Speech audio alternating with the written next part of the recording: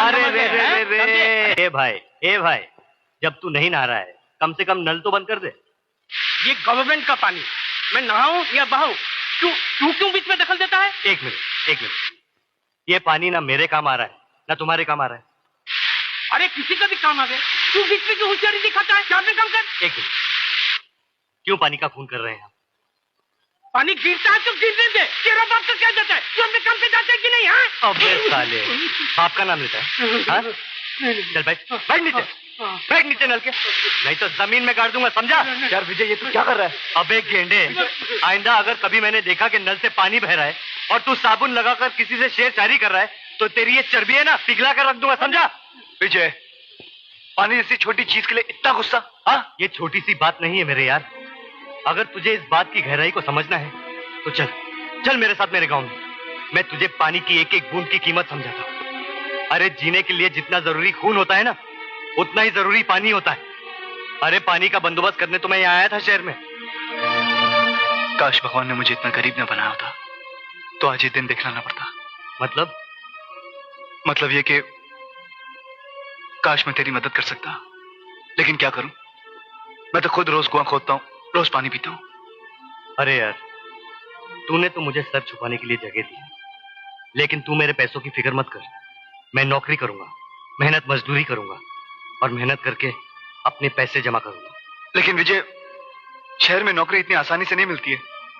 अरे ढूंढने से भगवान भी मिल जाता है, तो नौकरी क्या चीज है? हाँ? विजय, तू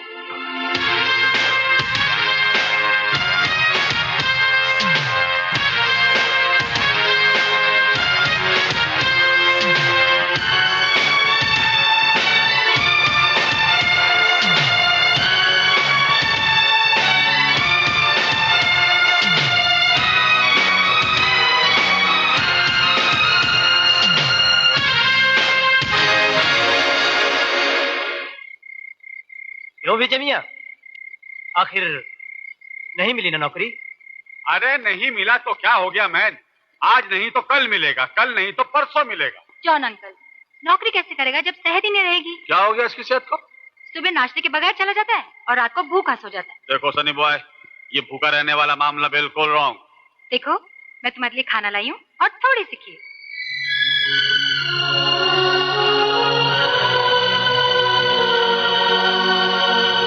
ए भाई, ये गरीब लोग का चाली है। घर का खोली खाली है, पर दिल का खोली में बहुत जगह है। अमा विजय मियाँ, कहाँ हो तुम 3 दिन से? बिल्कुल लापता हो गए हो। वाह, उल्टा चोर कोतवाल को डांटे। अबे पहले तुम ये बताओ कि तुम खुद कहाँ थे 3 दिन से? आप अच्छी तरह जानते हैं, मेरा काम ही ऐसा है, आना जाना तो लगा ही रहता है। 2 दिन यहाँ, 2 दिन वहाँ। चल, अगर तुझे भी भूख लगी है तो 2 निवाले तू भी खा ले। अबे चल जल्दी, चल जल्दी।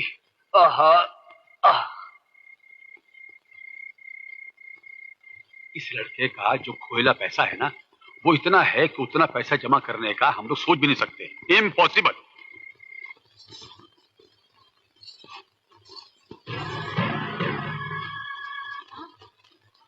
अरे राजेश्वर भैया, आप? हाँ दादा, कोई समाचार आया तेरे भैया का? कोई चिट्ठी, कोई पत्र, कोई संदेशा? भैया को गए हुए कुछ ही दिन तो हुए हैं राजेश्वर भैया, इतनी जल्दी पत्र कैसे आ सकता है? अब देखो ना, उसे जाकर कुछ ही दिन हुए हैं और मुझे लगता है कि महीनों गुजर गए। चिंता लग गई है उसकी। राधा, विजय का अगर कोई अता पता है तो मुझे दे दे, मैं अभी जाकर उसे चिट्ठी लिखता हूं। ए राजेश्वर, अरे भाई सिर्फ तेरा ही ये हाल नहीं है, हम सबका ये हाल है। अगर उसका कुछ भी अता पता होता तो मैं खुद ही खत लिख देता। अब तो जब वो शहर से खत लिखेगा तो ही मालूम पड़ेगा वो है कहाँ। हाँ राधा जी, जैसे ही विजय की शहर से कोई चिट्ठी आएगी ना तो सबसे पहले मुझे बताना। हाँ मेरी चिंता दूर हो जाएगी। अच्छा मुझे नमस्ते। राधा बेटी ये बहुत प्यार करता है विजय से। हेलो लंकेश्वर। हाँ लंकेश्वर, बोलो क्या बात है? निरंजन, हमरी गांव की जमीन का सौदा तो तुम कर गए, मगर अब की बार पैसा नहीं भेजा। अरे भैया, करोड़पति बाप का बेटा हूं मैं, जब चाहूं बाप की तिजोरी से जितना मर्जी पैसा निकाल लूं। तो फिर डालो अपना बाप का तिजोरी में हाथ निरंजन और हमरा पैसा भिजवा दो। तुम फिक्र मत करो, तुम्हारी इंस्टॉलमेंट पहुंच जाएगी। ओके?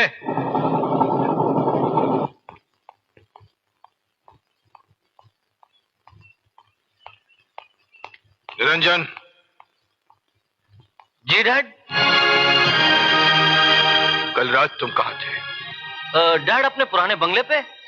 वो मेरे दोस्त विकी का बर्थडे था। और पार्टी तुम्ही ने दी थी, और ज्यादा दारू पीकर तुम वहीं सो गए होगे, है ना?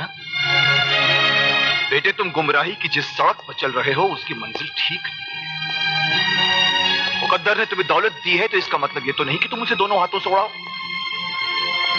रहा सवाल तुम्हारे दोस्त और दोस्ती का, तो बरखुरदार जहां दौलत की रोशनी जगमगाती है वहां परवाने आ ही जाते हैं, मगर जैसे ही रोशनी बुझती है परवाने भी गायब हो जाते हैं। वैसे ही जिस दिन तुम्हारी जेब में नोट नहीं होंगे तुम्हारे ये दोस्त भी नहीं होंगे, कोई तुम्हें पूछने वाला भी नहीं होगा। ओके ओके डैडी, आज से उन दोस्तों से मिलना जुलना बंद, ठीक है? अच्छा डैडी, मुझे हाथ खर्च के लिए कुछ रुपए चाहिए। फिर रुपए? अरे पिछले हफ्ते ही तो मैंने तुम्हें 50,000 रुपए दिए थे। डैडी, महंगाई कितनी बढ़ गई आपको मालूम है? 50,000 रुपए में हफ्ते भर का खर्चा चलाना बहुत मुश्किल है।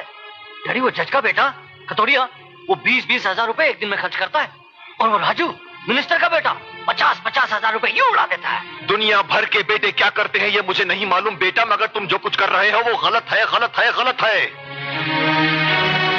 कभी पसीना बहा के 1 रुपया कमा के देखो बरखुरदार, तो जान जाओगे कि दुनिया में पैसा कमाना कितना मुश्किल का। डैडी, कभी कभी मुझे लगता है कि आपको औलाद से ज्यादा दौलत प्यारी है। नहीं, बाप की सबसे बड़ी दौलत होती है उसकी औलाद, मगर मैं देख रहा हूं कि मेरी औलाद एक ऐसी दिशा में जा रही है जिसका अंजाम ठीक नहीं है। अपने आप को संभालो बेटे, वरना एक दिन ऐसी गहरी अंधी खाई में जा गिरोगे जहां से मैं तो क्या तुम्हें भगवान भी नहीं बचा पाएगा। अब भी वक्त है, संभालो संभालो अपने आप को। Good morning sir. Good morning. आज मजदूरों की पगार का दिन है, मैं बैंक से 10 लाख रुपए लेकर आया हूँ। ओह यस, आप गिन लीजिए। जिन पर विश्वास होता है वहां रुपए गिनने की जरूरत नहीं पड़ती। आओ चले।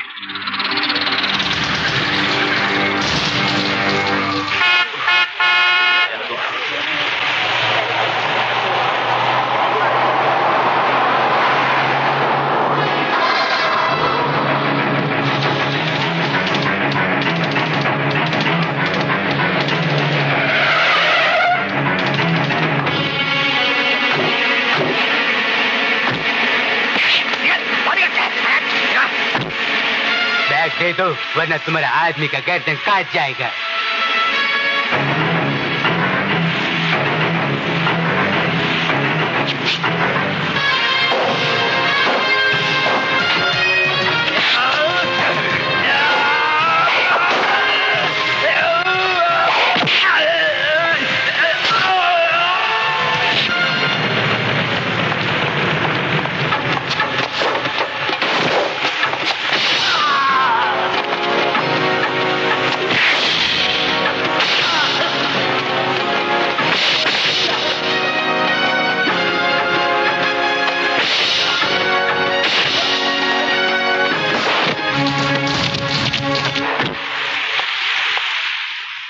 ये रहा आपका बैग। क्या मैं तुम जैसे दिलेर आदमी का नाम जान सकता हूँ? साहब, मेरा नाम विजय है। जानते हो इस बैग में 10 लाख रुपए थे। 10 लाख हो या 10 करोड़, जिसकी अमानत है उसे वापस मिलनी चाहिए, ये मेरा धर्म है साहब। मुझे तुम जैसे ईमानदार आदमी की तलाश भी थी और जरूरत भी, इसलिए तुम जहां भी काम करते हो कल से वहां काम नहीं करोगे। वहां तुम्हें जितनी भी तनख्वाह मिलती है मैं उससे दुगनी तनख्वाह तुम्हें दूंगा। कल से तुम मेरे लिए काम करोगे। साहब, असल बात यह है कि मैं भी नौकरी की तलाश में हूं। ये रहा मेरा कार्ड, कल सुबह 10 बजे फैक्ट्री में आ जाना। साहब, मैं समझ लूं कि नौकरी मिल गई?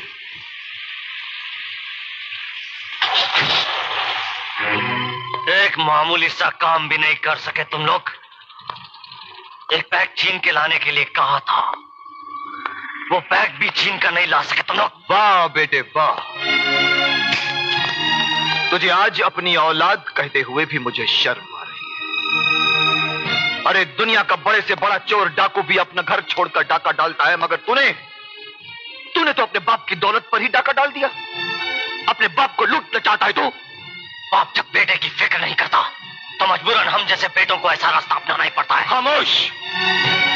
तेरे उन अय्याश और गुमराह दोस्तों पर लुटाने के लिए हराम की दौलत नहीं है मेरे पास। अरे क्या नहीं दिया तुझे मैंने? घूमने के लिए गाड़ियां, रहने के लिए आलीशान मकान, नौकर चाकर और एक अमीर बाप के बेटे का नाम दिया है तुझे मैंने। और तू आज अपनी गलती की माफी मांगने के बजाय ऊंची आवाज में मुझसे जुबान लड़ा रहा है। डैडी, वो जमाने गए जब बेटे बाप से ऊंची आवाज में बात करने से घबराते थे। ये 20वीं सदी है। हर आदमी अपनी मर्जी से जीता है। अपनी मर्जी से जीना चाहता है तू? अपनी मर्जी से तो जा, जी कर दिखा मुझे। अपनी मेहनत और पसीने की कमाई से 2 वक्त की रोटी कमा कर दिखा मुझे, तब मुझसे। मुझे कमाने की जरूरत नहीं है। आपकी दौलत पर मेरा भी हिस्सा है। आपके रुपयों पर मेरा भी हक है। कानूनी तौर पर आपकी एक एक पाई का मैं भी हकदार हूं। अपने बाप पर हमला करवाकर जो बेटा 10 लाख रुपए लूटने के लिए इंसानियत को भूल सकता है, खून के रिश्तों को भूल सकता है, ऐसे नालायक बेटे का अपने बाप की दौलत पर कोई हक नहीं होता। कोई हक नहीं होता। इससे पहले कि मैं तेरे खिलाफ कोई ऐसा कदम उठाऊं जिसके नीचे तेरी जिंदगी कुचलकर बिखर जाए, संभाल ले अपने आप को, संभाल ले। ये मेरी आखिरी वार्निंग है तुझे। इसके बाद आइंदा ऐसी कोई तूने गलत हरकत की तो मैं तुझे अपनी जायदाद से बेदखल कर दूंगा। अब भी वक्त है, उधर जा।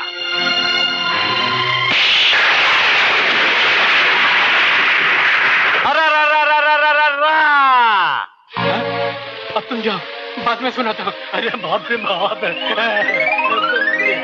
जॉन अंकल, मुझे नौकरी मिल गई। क्या? हाँ, नौकरी मिल गया? हाँ। God is great. सुनो रे, सनी को नौकरी मिल गया।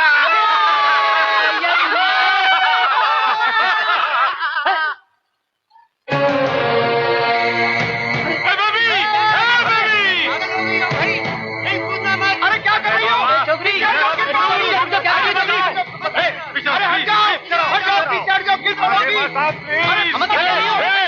अरे बेबी, हम तेरे को हाथ जोड़ता हूं।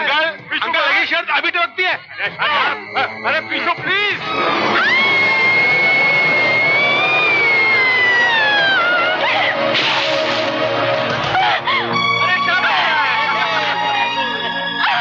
मेरी जान बचाने वाली आज खुद अपनी जान क्यों देना चाहती है? हाँ, मैं जीना नहीं चाहती, मर जाना चाहती हूँ। क्यों बचाया मुझे? लेकिन मरना जिंदगी से हारना है, कायरता है, बुज़दिली है। हाँ, मैं बुज़दिल हूँ, कायर हूँ, जीना नहीं चाहती। छोड़ दो मुझे, छोड़ दो। लेकिन तुम मरना क्यों चाहती हो? क्यों? बोलो मुझे। जानना चाहते हो तो सुनो। क्या बकवास कर रही हो तुम? मैं सच कह रही हूँ बाबूजी, मेरा विश्वास कीजिए। बचपन में ही आपके पिता ने और मेरे पिता ने हम दोनों की सगाई कर दी थी। व्हाट? सगाई? और तुझसे? शक्ल देखी है तूने अपनी? ये हुलिया, गवारों जैसे कपड़े। अरे तू मेरे इस घर की नौकरानी बनने के लायक नहीं है और यहाँ की मालकिन बनने के सपने देख रही है। अगर तेरी मेरी सगाई हो भी गई होती तो भी मैं तुझे कभी स्वीकार नहीं करता। चल अभी निकल यहाँ से। Out out out. नहीं बाबूजी नहीं, भगवान के लिए ऐसा जुल्म मत कीजिए। ओफो, अभी जाती है देख के बाहर निकाल दूं। नहीं बाबूजी नहीं, ऐसा मत कीजिए। मैं यहाँ से निकलकर कहाँ जाऊंगी? मैं बहुत आशाएं लेकर यहाँ आई हूँ। आपके सिवा दुनिया में मेरा कोई भी नहीं है। वाह वाह वाह, दौलत की चमक देख कर क्या कहानी बनाई है। कहानी नहीं बाबूजी, यकीन नहीं आता तो अपने पिताजी से पूछिए। मैं सोनपुर गांव के मुखिया केदारनाथ की बेटी हूँ। ओहो, तुम केदारनाथ जी की बेटी गीता हो? हाँ बाबूजी, मगर वो अब इस दुनिया में नहीं रहे। मेरी माँ का भी देहांत हो गया। आपके सिवा अब इस दुनिया में मेरा कोई भी नहीं है। मैं इस घर की बहू बनूं, ये मेरे स्वर्गीय पिता की अंतिम इच्छा थी। ना मैं किसी केदारनाथ को जानता हूँ और ना उसकी किसी बेटी से मेरा रिश्ता है। साले गरीबी के कीड़े पता नहीं कहां से चले आते हैं। तुझ जैसी 2 टके की लड़की को ठिकाने लगाना आता है मुझे। आपके सिवा इस दुनिया में मेरा अरे जिसका कोई नहीं होता उसका भगवान होता है। भगवान के बाद जाओ। मेरा पीछा छोड़, खुदकुशी कर। ले, उठा के बाहर फेंक दो इसे। वो साला निरंजन इंसान के खाल में छुपा हुआ शैतान है। तुम उस शैतान के लिए अपनी जान देना चाहती थी? अरे तुम्हें तो अपने अपमान का बदला लेना चाहिए। तो उलट दो ना साले का तख्ता। हाँ मेले वाला क्यों था? हाँ? ये इतनी सीधी, वो इतना टेढ़ा, ये मौसमी नारंगी जैसी मीठी, वो करेले नीम जैसा कड़वा, कैसे हो सकता है ये सब? सनी, ये बेचारी अकेली लड़की उस डेविल से क्या टक्कर ले सकती है? जॉन अंकल, जिस तरह उसने इसे पहचानने से इनकार कर दिया, हमें कुछ ऐसा गेम खेलना चाहिए कि वो भी इसे ना पहचाने और इसे पाने के लिए तरसता रहे, और उसके बाद ये निरंजन को एक ऐसी चोट दे कि वो जिंदगी भर तक तड़पता रहे। देखो भाई, कहते हैं कि ताकतवर को तलवार से मारा जाए और दौलत वाले को हुस्न के वार से। लेकिन विजय कैसे हो सकता है? मैं समझाता हूं, आओ।